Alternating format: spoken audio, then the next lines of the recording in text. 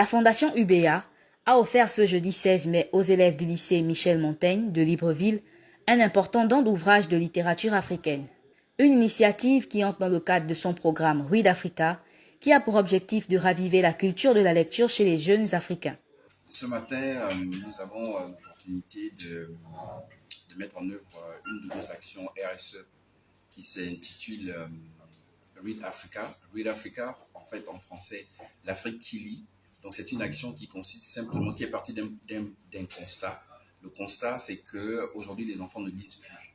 Et donc, UBA a décidé de pouvoir proposer des solutions. Et une des solutions, c'est justement d'offrir des livres, des œuvres littéraires aux enfants pour justement encourager à la lecture. Parce qu'aujourd'hui, de plus en plus, avec les nouvelles technologies, ça devient difficile pour les enfants, non seulement de lire, de prendre le temps de lire, mais aussi de pouvoir bien écrire. Donc, l'idée, c'est d'amener, d'encourager les jeunes aujourd'hui à bien lire, et pas seulement à bien lire, mais aussi à bien écrire.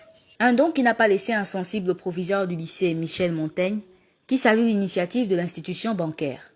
Nous sommes ravis d'accueillir la Fondation UBA ce matin dans notre établissement. Nous avons été ravis d'avoir été sélectionnés afin d'offrir à nos élèves des romans de la littérature africaine. Nous-mêmes, nous souhaitons promouvoir la culture africaine au sein de notre établissement pour que nos enfants puissent à la fois s'imprégner de la culture française puisqu'ils passent des examens français, mais aussi leur culture d'origine.